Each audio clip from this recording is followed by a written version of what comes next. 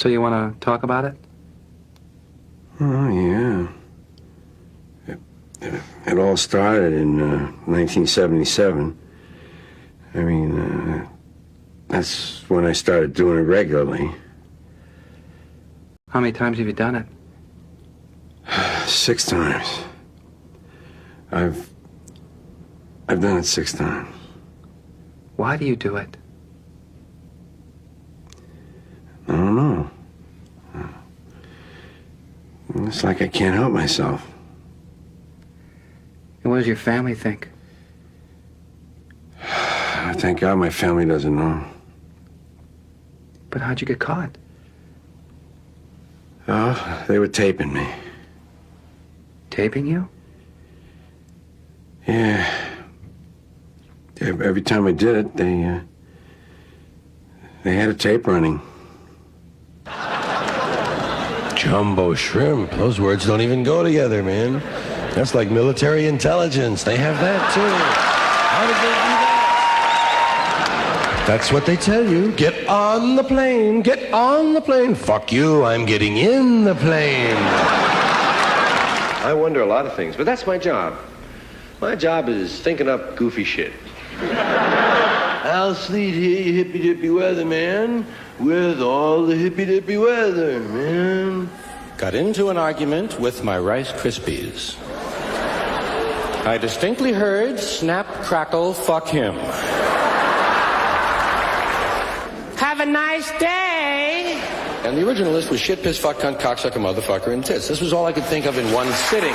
That's all your house is. It's a place to keep your stuff while you go out and get more stuff.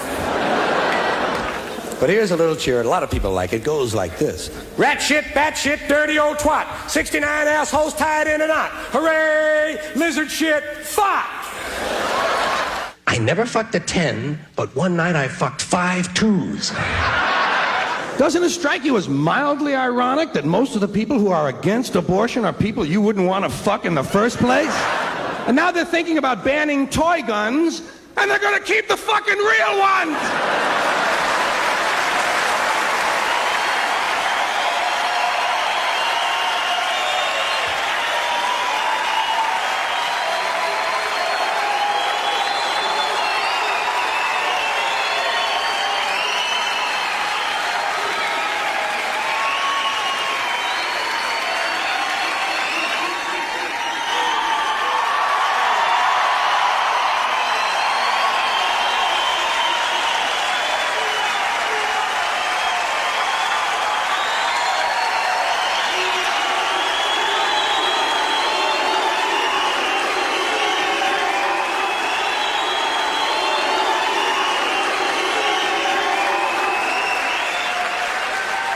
Thank you.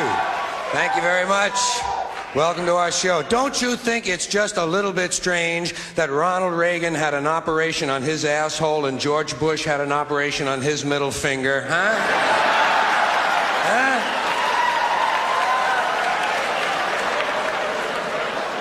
What are these 2 men trying to tell us? Now, I'd like to begin tonight with an opening announcement. Because of the FCC, I'm never sure of what it is I'm allowed to say. So I now have my own official policy. This is the language you will not be hearing tonight. You will not hear me say bottom line, game plan, role model, scenario, or hopefully.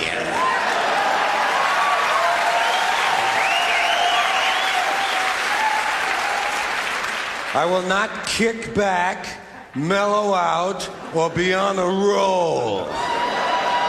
I will not go for it, and I will not check it out.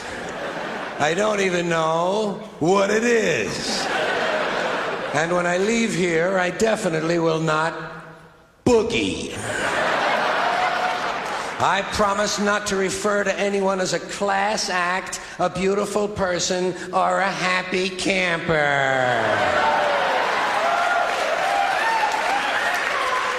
I will also not be saying, what a guy. And you will not hear me refer to anyone's lifestyle. If you want to know what a moronic word lifestyle is, all you have to do is realize that in a technical sense, Attila the Hun had an active outdoor lifestyle. I will also not be saying any cute things like moi. And I will not use the French adverb très to modify any English adjectives, such as très awesome, très gnarly, très fabou, très intense, or très out of sight. I will not say concept when I mean idea. I will not say impacted when I mean affected. There will be no hands-on, state-of-the-art networking. We will not maximize, prioritize, or finalize, and we definitely will not interface. There will also be no new age lingo spoken here tonight, no support group jargon from the human potential movement. For instance, I will not share anything with you.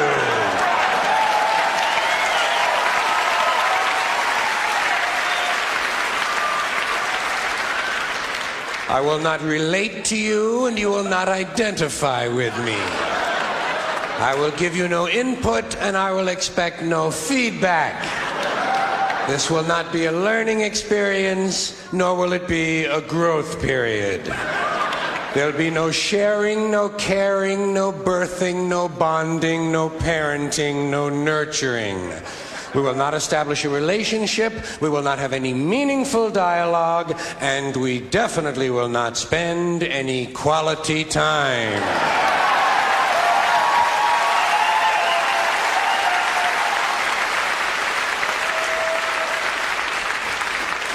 We will not be supportive of one another so that we can get in touch with our feelings in order to feel good about ourselves. And if you're one of those people who needs a little space, please go the fuck outside.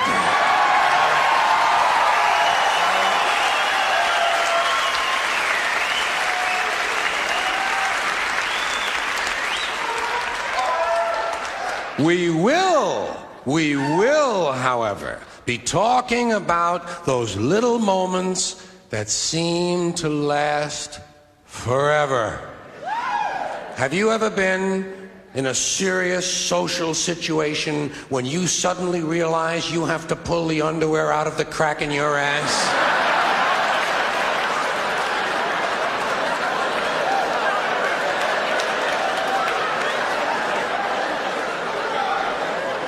You take this woman to be your lawful wedded wife.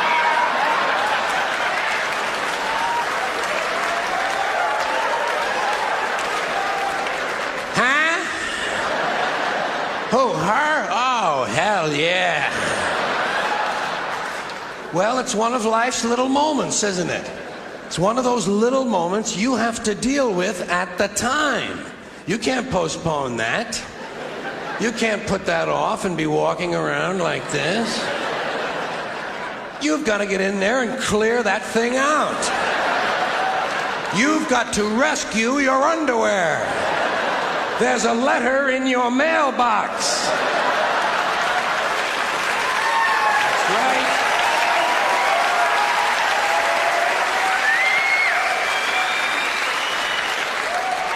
And you have to rectify that situation so that you can move along to your next embarrassing moment, which is probably scheduled immediately. That's the way life is, full of those little moments. Everybody knows them. Everybody recognizes them. You ever been at a really loud party? I mean, a good loud party where the music is playing too loud and everybody is talking too loudly, and in order to be heard, even by the person standing right next to you, you've got to be screaming at the top of your lungs. But every now and then at a party, it seems as though everyone shuts up at the same time, and only your voice can be heard. Right, I know. Well, what I'm gonna do, I'm gonna have my testicles laminated.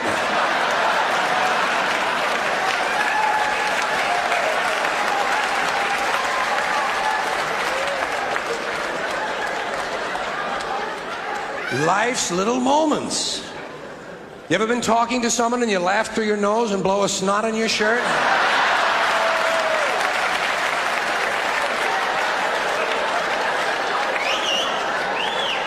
And you have to just kind of keep talking, you know, and make believe it's part of the design. Works all right if you're wearing a Hawaiian shirt, but otherwise they're gonna notice. Ed, you got a big snot on your shirt. Some guys are really cruel, you know. And some of these things are not even your fault. These little things that happen, you didn't cause the situation. A lot of times you're the victim. You walk into some situation and suddenly you're the one who's taking all the heat. Not your fault. Give you an example of the kind of thing I mean. Did you ever meet somebody and you go to shake the guy's hand and you suddenly realize he doesn't have a complete hand? And you gotta make believe it feels great. Right? You can't go, ah! Ah! Ah! You can't do that. It's not even an option. You gotta hang in there and say, hi. Hey, swell hand. Give me 3.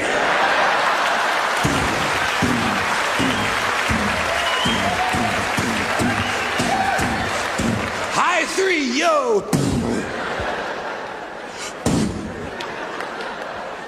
Not your fault. You didn't cause that.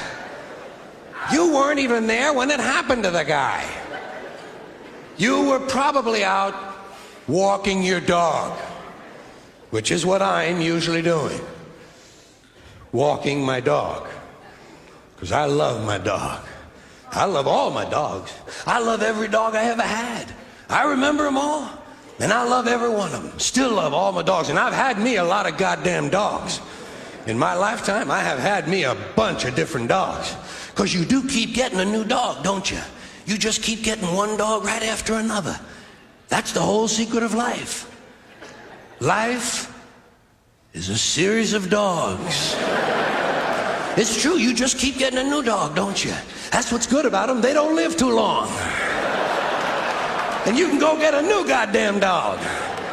Sometimes you can get a dog looks exactly like the dog you used to have. Right? You shop around a little bit, you can find a dog identical to your former dog. And that's real handy because you don't have to change the pictures on your mirror or anything. Right? You just bring the dead one into the pet shop, throw them up on the counter, say, give me another one of them. That was real good. And they'll give you a carbon copy of your ex-goddamn dog. Now, my favorite dog that I ever had in my whole lifetime was Tippy. Tippy was a good dog. Some of you remember I've talked about Tippy.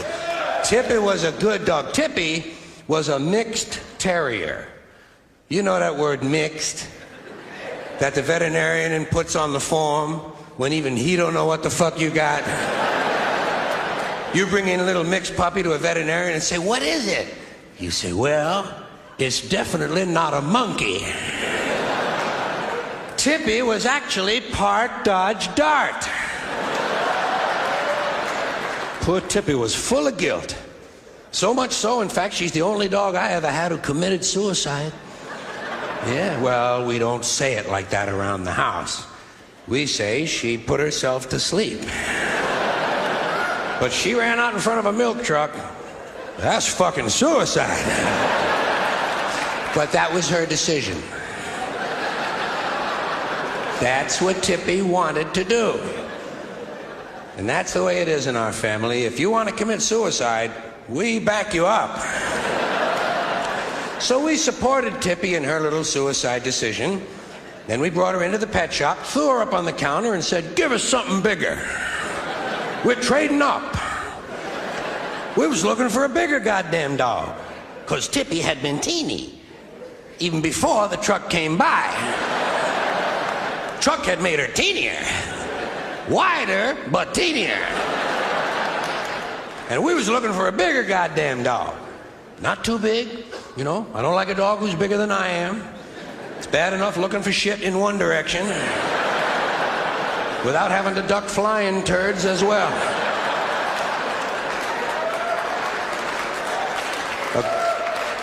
A good rule of thumb is keep the dog's asshole below eye level.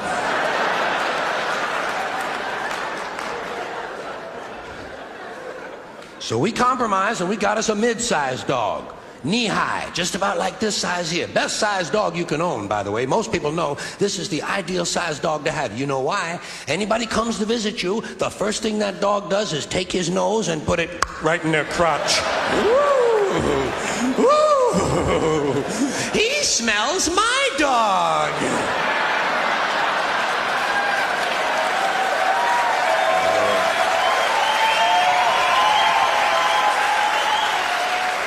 No, Marge, I don't believe that's the animal he has in mind.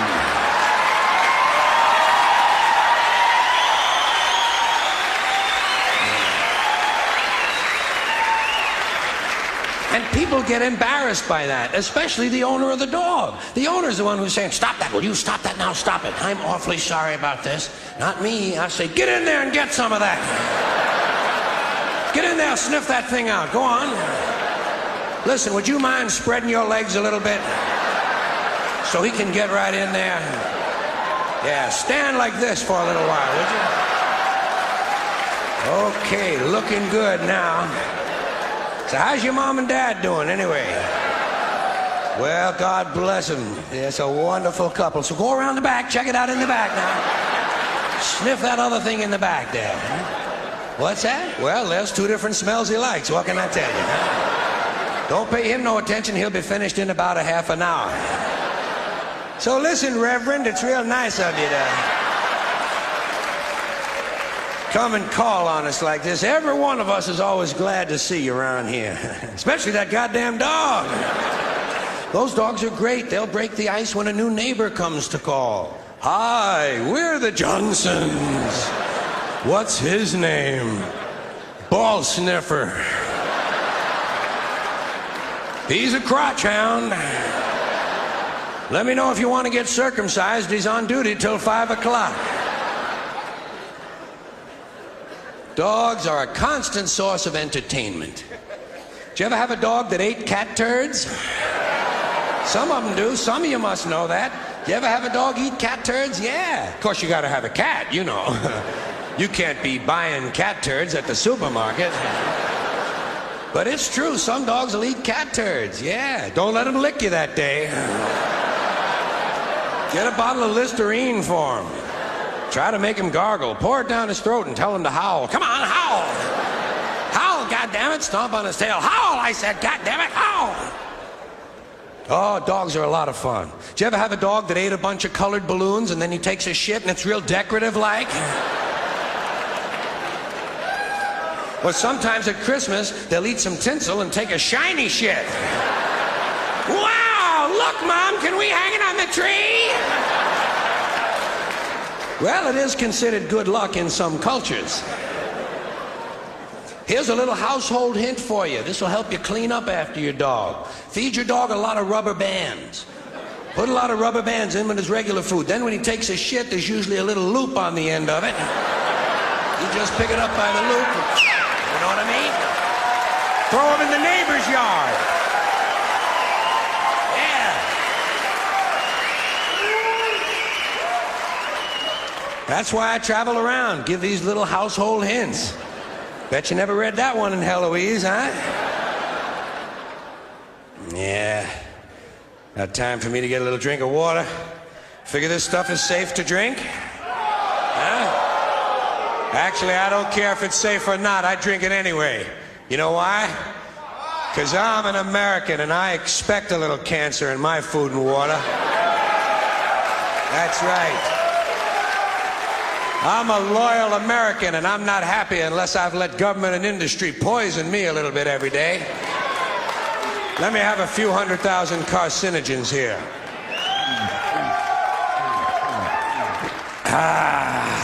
Little cancer never hurt anybody. Everybody needs a little cancer, I think. It's good for you. Keeps you on your toes. Besides, I ain't afraid of cancer. I had broccoli for lunch. Broccoli kills cancer. A lot of people don't know that. It's not out yet.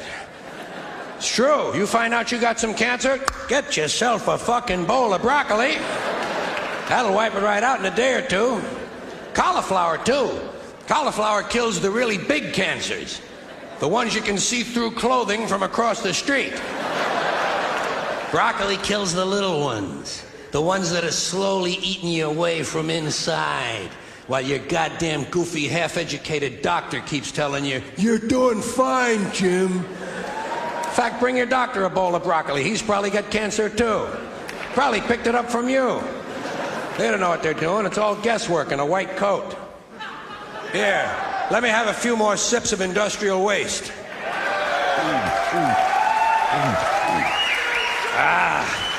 Maybe I can turn them cancers against one another. That's what you gotta hope for, you know, that you get more than one cancer so they eat each other up instead of you. In fact, the way I look at it, the more cancer you got, the healthier you are. Well, I know some people don't like you to talk about those things. I know that. Some people don't like you to mention certain things. Some people don't want you to say this. Some people don't want you to say that. Some people think if you mention some things, they might happen. Some people are really fucking stupid. Did you ever notice that? How many really stupid people you run into during the day? God damn, there's a lot of stupid bastards walking around. Carry a little pad and pencil with you. You wind up with 30 or 40 names by the end of the day. Look at it this way. Think of how stupid the average person is, and then realize half of them are stupider than that. And it doesn't take you very long to spot one of them, does it? Take you about 8 seconds. You'll be listening to some guy.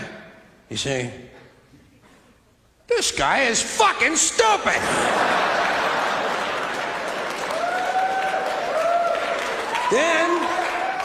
Then there are some people, they're not stupid, they're full of shit.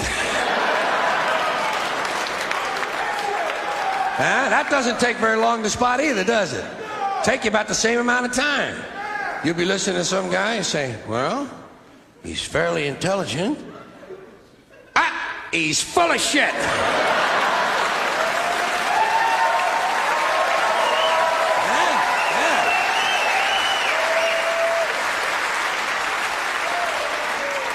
Then there are some people, they're not stupid, they're not full of shit, they're fucking nuts. Dan Quayle is all three. All three. Stupid, full of shit, and fucking nuts.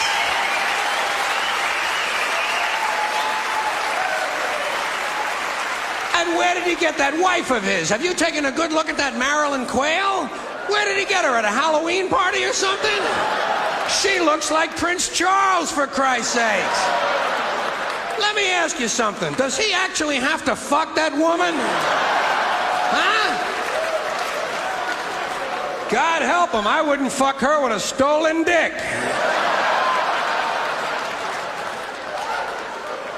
That's my political humor. People like it when you're topical. Oh, some people don't like you to talk like that. Oh, some people would like to shut you up for saying those things. You know that. Lots of people, lots of groups in this country want to tell you how to talk, tell you what you can't talk about. Well, sometimes they'll say, well, you can talk about something, but you can't joke about it. Say you can't joke about something because it's not funny. Comedians run into that shit all the time. Like rape. They'll say, you can't joke about rape. Rape's not funny. I say, fuck you. I think it's hilarious. How do you like that? I can prove to you that rape is funny. Picture Porky Pig raping Elmer Fudd. See? Hey, why do you think they call him Porky, huh? I know what you're going to say. Elmer was asking for it. Elmer was coming on to Porky. Porky couldn't help himself. He got a hard on. He got horny. He lost control. He went out of his mind. A lot of men talk like that. A lot of men think that way. They think it's the woman's fault. They like to blame the rape on the woman. Say, hey, she had it coming. She was wearing a short skirt. These guys think women ought to go to prison for being cock teasers. Don't seem fair to me. Don't seem right. But you can joke about it. I believe you can joke about anything. It all depends on how you construct the joke. What the exaggeration is. What the exaggeration is. Because every joke needs one exaggeration. Every joke needs one thing to be way out of proportion.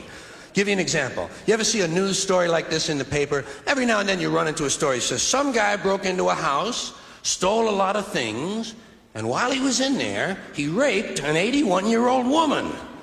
And I'm thinking to myself, why? What the fuck kind of a social life does this guy have? I want to say, why did you do that? Well, she was coming on to me. We were dancing and I got horny. Hey, she was asking for it. She had on a tight bathrobe. I say, Jesus Christ, be a little fucking selective next time, will you? Now, speaking of rape, you know what I wonder? I wonder, is there more rape at the equator or the North Pole? These are the kind of things I think about when I'm sitting home alone and the power goes out. I wonder, is there more rape at the equator or the North Pole? I mean per capita. I know the populations are different. Most people think it's the equator. I think it's the North Pole. People think it's the equator because it's hot down there, they don't wear a lot of clothing, guys can see women's tits, they get horny, and there's a lot of fucking going on. That's exactly why there's less rape at the equator, because there's a lot of fucking going on. You can tell there's a lot of fucking at the equator. Take a look at the population figures. Billions of people live near the equator. How many Eskimos we got? 30? 35? No one's getting laid at the North Pole. It's too fucking cold. Guys say to their wives, hey, tonight, honey, huh? Tonight, huh? Are you crazy? The wind chill factor is 300 below. These guys are deprived, they're horny, they're pent up. Every now and then, they bust out, they gotta rape somebody. Now, the biggest problem an Eskimo rapist has, trying to get wet leather leggings off a woman who's kicking. Did you ever try to get leather pants off of someone who doesn't want to take them off? You would lose your heart on in the process. Up at the North Pole, your dick would shrivel up like a stack of dimes.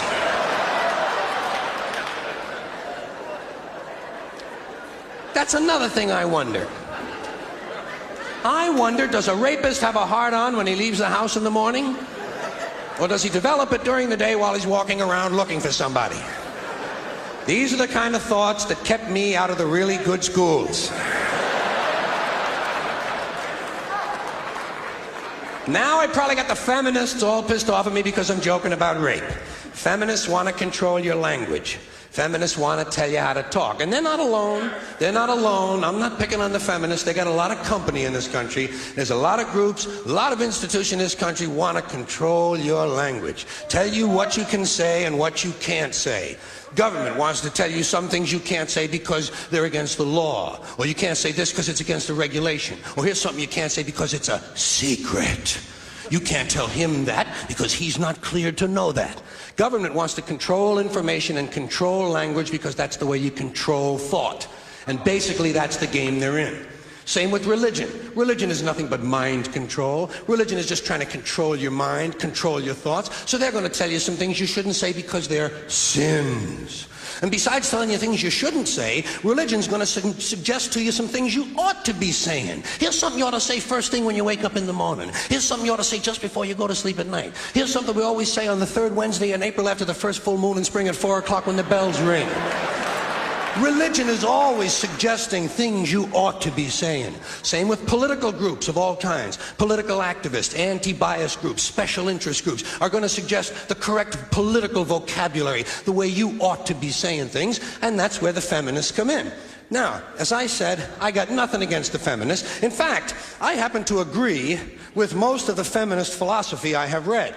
I agree, for instance, that for the most part, men are vain, ignorant, greedy, brutal assholes who've just about ruined this planet. Who've just about ruined this planet because they're afraid someone might have a bigger dick out there somewhere. Men are basically insecure about the size of their dicks, and so they go to war over it.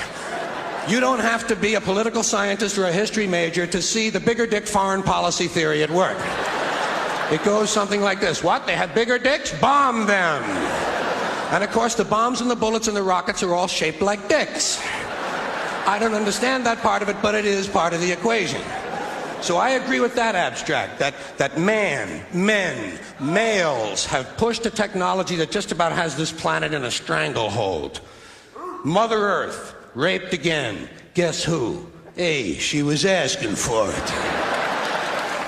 I also happen to like it when feminists attack these fat-ass housewives who think there's nothing more to life than sitting home on the telephone, drinking coffee, watching TV, and pumping out a baby every 9 months.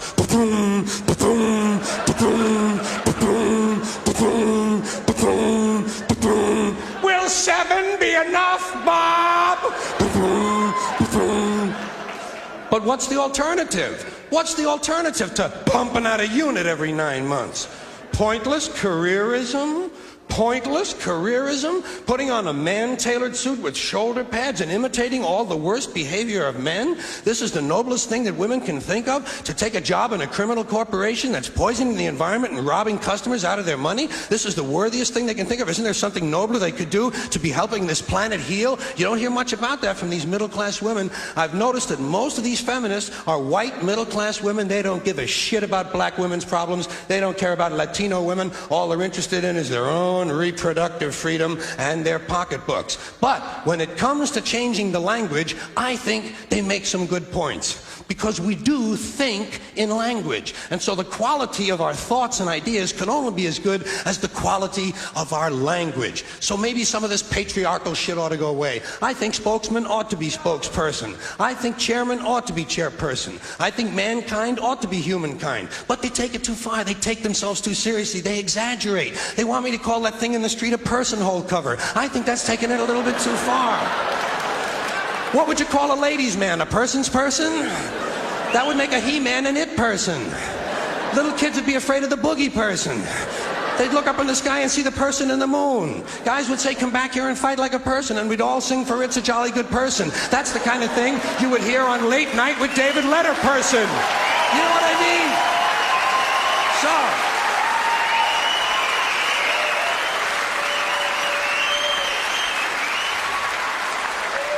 So I think it's an exaggeration, and I like to piss off any group that takes itself a little bit too seriously. And it does not take a lot of imagination to piss off a feminist.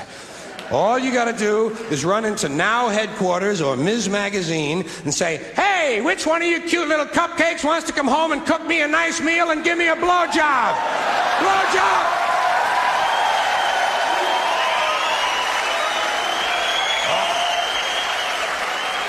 Oh, that pisses them off. You want to piss off a feminist? Call her a cum catcher. That'll get her attention. Ah, don't act disgusted. Don't act disgusted. Half of you are going to go home and go down on each other tonight, remember? If you're willing to swallow cum, let's not make believe something I said was disgusting, okay? Huh? All right. Let's not have a double standard here. One standard will do just fine. Now, speaking of blowjobs, do you know why they call it a blowjob? So it'll sound like it has kind of a work ethic attached to it. Make you feel like you did something useful for the economy. As long as I'm being a complete pig up here, let me ask you guys a question. Let me ask one question of the men. Are you ever able to watch a woman eating a banana and not think about a blowjob? Huh? I can't do it. I can't do it. And I know why. I'm a sick, evil fuck. I know that. I accept that. But I can't do it. Eating a banana, eating a pickle, licking on an ice cream cone. I'm saying to myself, look at the tongue on her. Wow. So you women, be careful when you're standing out in front of that Haagen-Dazs. Because goddamn it, we're watching. And goddamn it, we're thinking. Another woman's issue, prostitution. I do not understand why prostitution is illegal. Why should prostitution be illegal? Selling is legal, fucking is legal. Why isn't selling fucking legal? You know, why should it be illegal to sell something that's perfectly legal to give away? I can't follow the logic on that at all. Of all the things you can do to a person, giving someone an orgasm is hardly the worst thing in the world. In the Army, they give you a medal for spraying napalm on people. Civilian life, you go to jail for giving someone an orgasm. Maybe I'm not supposed to understand it. I got strange ideas anyway. You know what I think they ought to do at that Miss America contest? I think they ought to make the losers keep coming back until they win. I'll tell you. That would get a little spooky after about 35 years or so, huh? I just want to work on world peace. Fine, sit down before you fall down, will you? And pick up all these goddamn batons.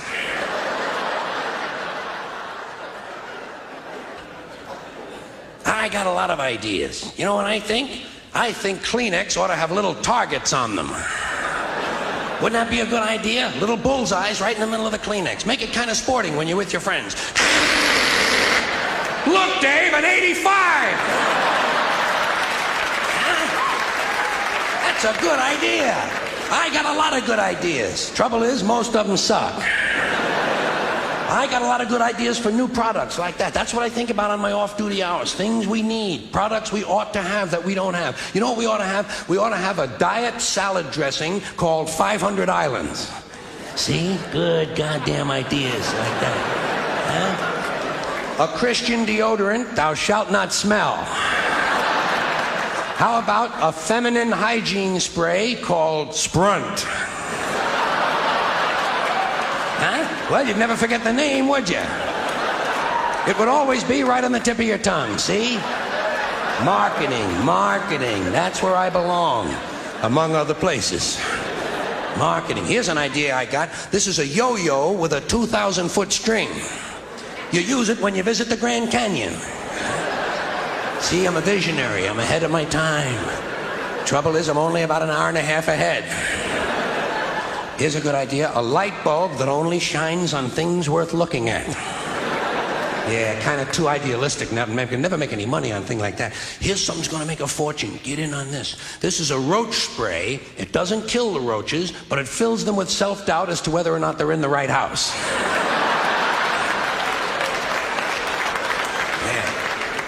Here's something I'm trying to interest the Japanese electronics firms in this. This would be a great product for Sony. This is a combination cassette player and colostomy bag. It's called Shit Man. Huh? Sure. Well, you never see that. You never see that. You never see a guy jogging down the street listening to a shit man. No, that's one of those things you never see. There's a lot of things you never see. And you don't know you don't see them because you don't see them. You got to see something first to know you never saw it. Then you see it and you say, hey, I never saw that. Too late, you just saw it. I know things you never see. You never see a Rolls Royce with a bumper sticker that says, shit happens. You never see a really big, tall, fat Chinese guy with red hair.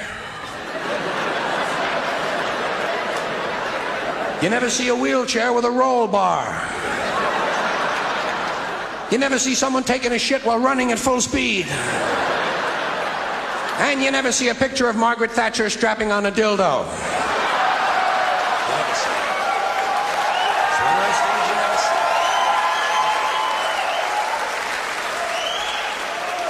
Then there are some things you never hear. That makes sense. Some things you never hear. You never hear this.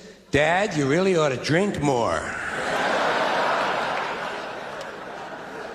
Here's something you don't hear too often. Do what you want to the girl, but leave me alone.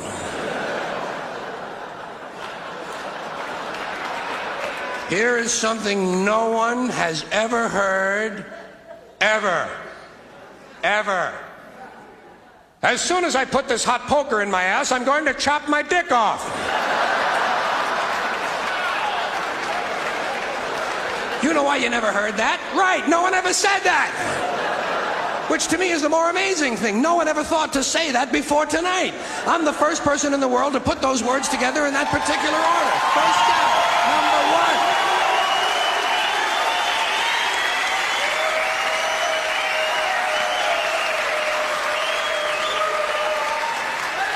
Here's something you don't hear too often. Honey, let's sell the children, move to Zanzibar, and begin taking opium rectally. Mom, I got a big date tonight. Can I borrow a French tickler from you?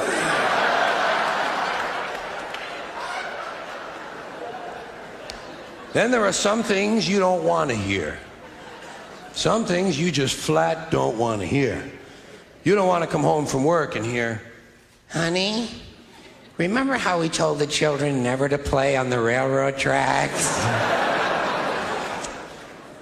You don't want to be sitting in your doctor's office and hear this. Well, Jim, there's no reason why you shouldn't live another 20 to 30 years. However, you will be bleeding constantly from both eyes. Here's something I don't want to hear. I'm pregnant, you're the father, and I'm going to kill all three of us. Calm down, have some dip.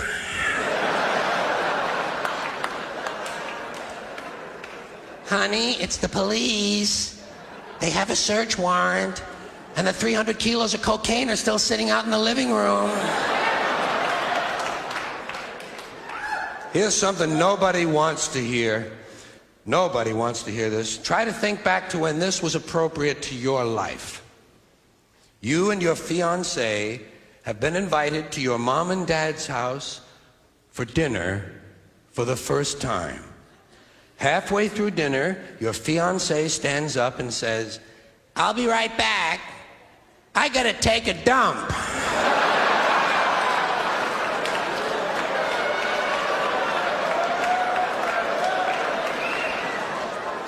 There seems to be no really genteel way of announcing publicly a dump. And frankly, I'm not impressed with people who tell me what they're going to do when they go to the bathroom in the first place. Doesn't it bother you, people who announce that, I'll be right back, I'm going to take a shit? Never mind! Do what you have to do and leave me out of it. And don't describe it when you come back. Boy, you should have seen. Never mind! It set off the smoke alarm. Never mind!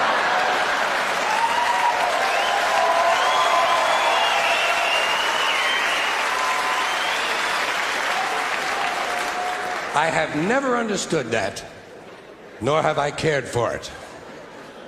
Something else I don't care for, these organ donor programs. That shit bother you a little bit? Sound like Joseph Mengele's been sitting in on some of those meetings or something? Organ donor programs. The thing that bothers me the most about it is they're run by the Motor Vehicle Bureau. I figure, hey, shit, you gotta wait on the line that long for a kidney. Fuck it, do without. It's the Motor Vehicle Bureau in most states who sends you the little card you're supposed to carry right next to your wallet, right next to your driver's license. In your wallet, little card, you're supposed to fill it out, and on it you're supposed to list the organs you're willing to give in case you die. Oh, are these people out of their fucking minds or something? Do you honestly believe that if a paramedic finds that card on you in an automobile accident, he's going to try to save your life? Bullshit, he's looking for parts, man. Absolutely. Look, Dan, here's that lower intestine we've been looking for. Never mind the oxygen, this man's a donor. Bullshit, they want something of mine, they can have my rectum and my anus. That's all I'm giving. Take them and get out of here. Put them in your bag and get the fuck out of my life. That's all I'm giving. I don't want some guy poking around in me hoping I die. I want to live. I don't want to die. That's the whole secret of life. Not dying. I figured that shit out alone in 3rd grade. And don't be pulling any plugs on me either. Here's another bunch of macho asshole bullshit floating around this country. People talking about, oh, pull a plug on me. If I'm ever like that, if I'm comatose, if I'm like a vegetable, pull the plug on me. Fuck you! Leave my plug alone!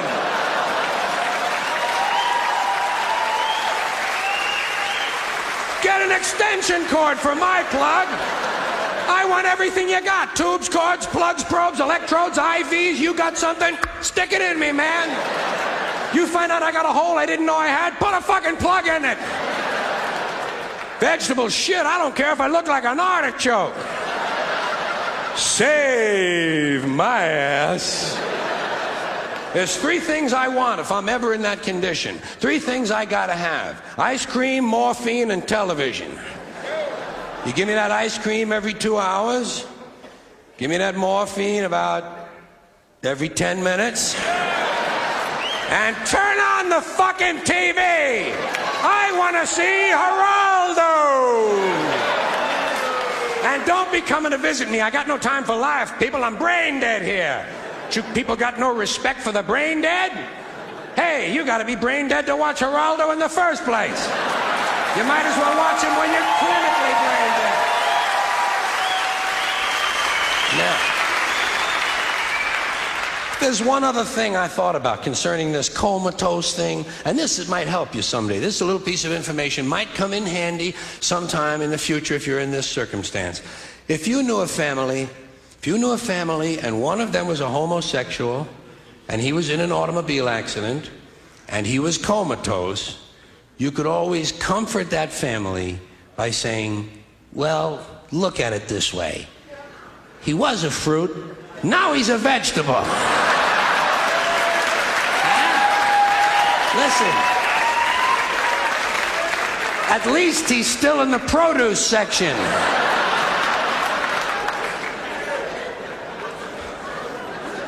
Now I probably got some other group pissed off at me because I said fruit.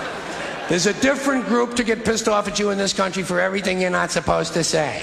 Can't say fruit, can't say faggot, can't say queer, can't say Nancy boy, can't say pansy.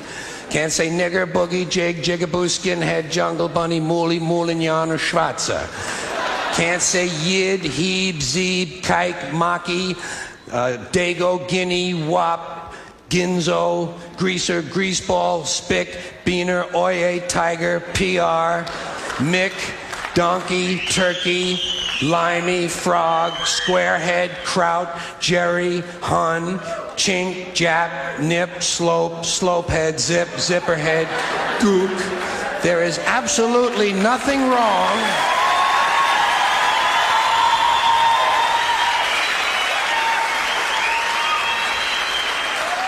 There is absolutely nothing wrong with any of those words in and of themselves. They're only words. It's the context that counts. It's the user. It's the intention behind the words that makes them good or bad. The words are completely neutral. The words are innocent. I get tired of people talking about bad words and bad language. Bullshit. It's the context that makes them good or bad.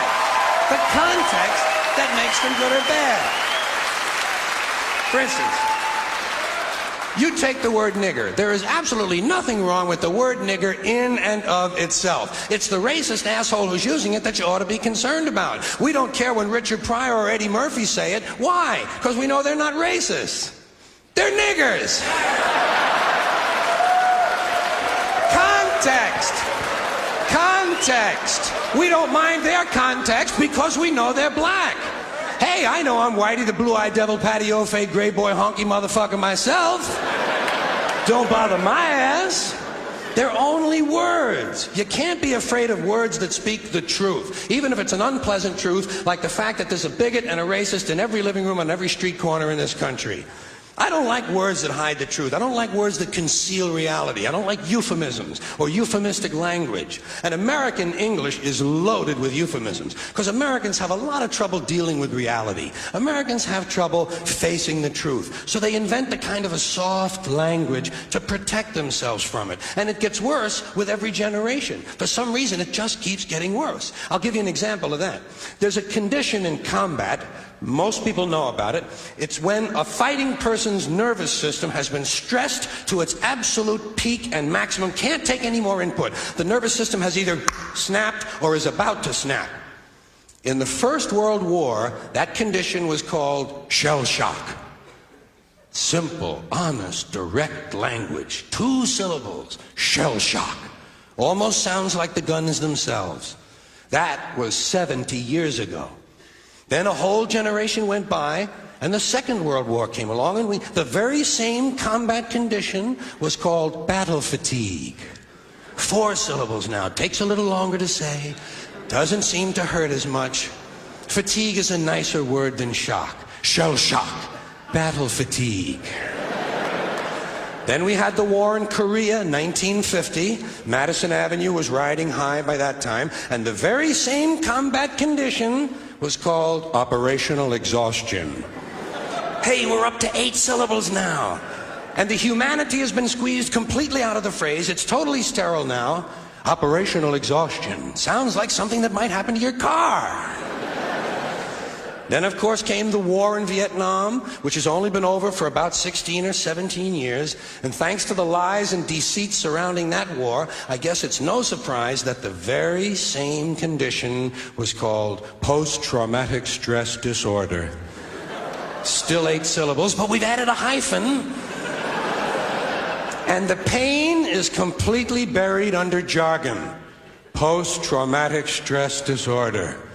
I'll bet you if we'd have still been calling it shell shock, some of those Vietnam veterans might have gotten the attention they needed at the time. I'll bet you that. I'll bet you that.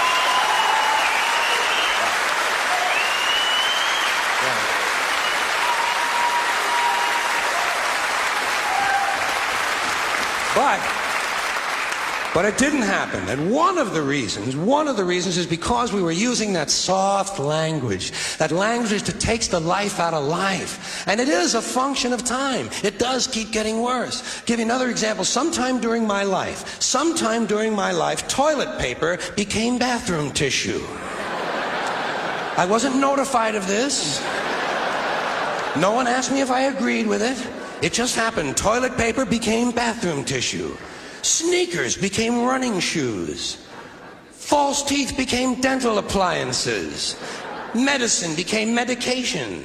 Information became directory assistance. The dump became the landfill. Car crashes became automobile accidents. Partly cloudy became partly sunny. Motels became motor lodges.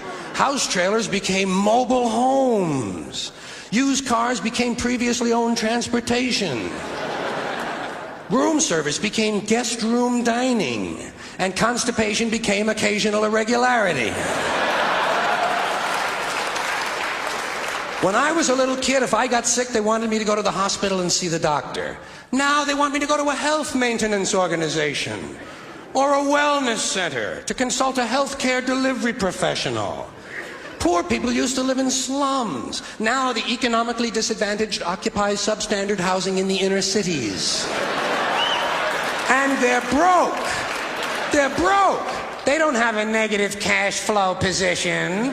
They're fucking broke. Because a lot of them were fired. You know, fired. Management wanted to curtail redundancies in the human resources area.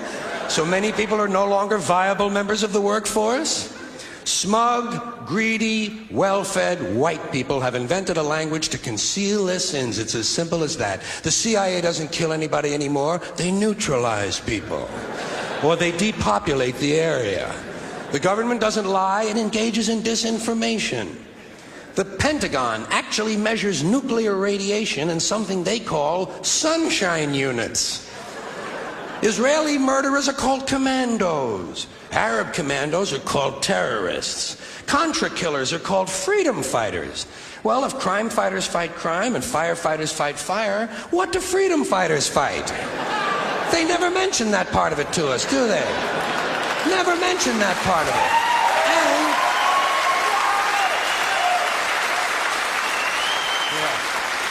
And some of this stuff is just silly. We all know that. Like on the airlines, they say they want a pre-board.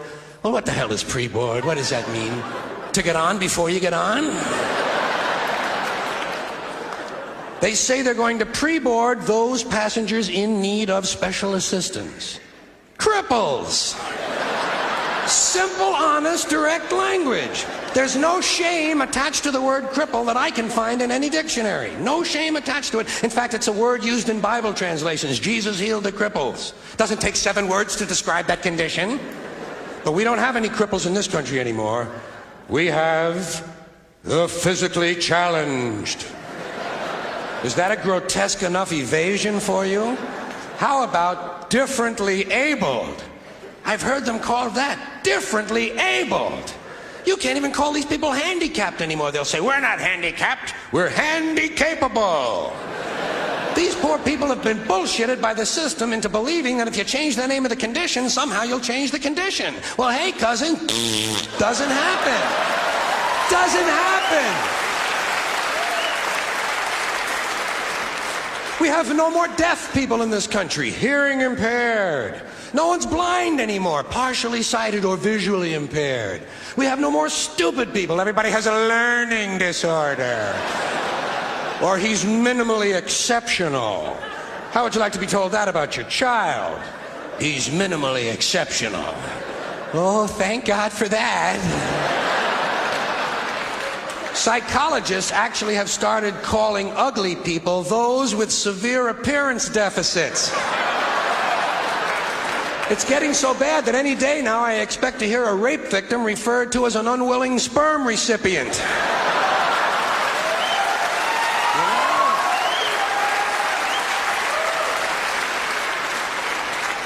And we have no more old people in this country. No more old people. We shipped them all away, and we brought in these senior citizens. Isn't that a typically American 20th century phrase? Bloodless, lifeless. No pulse in one of them. A senior citizen. But I've accepted that one. I've come to terms with it. I know it's here to stay. We'll never get rid of it. That's what they're going to be called, so I'll relax on that. But the one I do resist, the one I keep resisting, is when they look at an old guy and they'll say, look at him, Dan. He's 90 years young. Imagine the fear of aging that reveals. To not even be able to use the word old to describe someone, to have to use an antonym. And fear of aging is natural, it's universal, isn't it? We all have that. No one wants to get old, no one wants to die, but we do. So we bullshit ourselves. I started bullshitting myself when I got to my 40s. As soon as I was in my 40s, I'd look in the mirror and I'd say, well, I guess I'm getting older. Older sounds a little better than old, doesn't it? Sounds like it might even last a little longer. Bullshit, I'm getting old. And it's okay, because thanks to our fear of death in this country, I won't have to die. I'll pass away.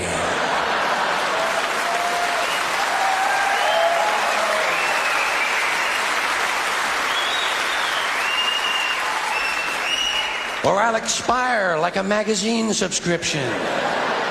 If it happens in the hospital, they'll call it a terminal episode. The insurance company will refer to it as negative patient care outcome. And if it's the result of malpractice, they'll say it was a therapeutic misadventure. I'm telling you, some of this language makes me want to vomit. Well, maybe not vomit.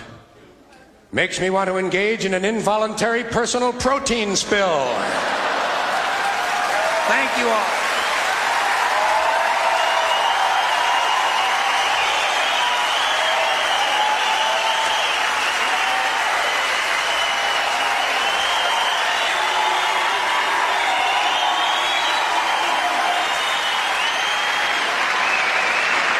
Give me a little life for Mo. Mo says hello.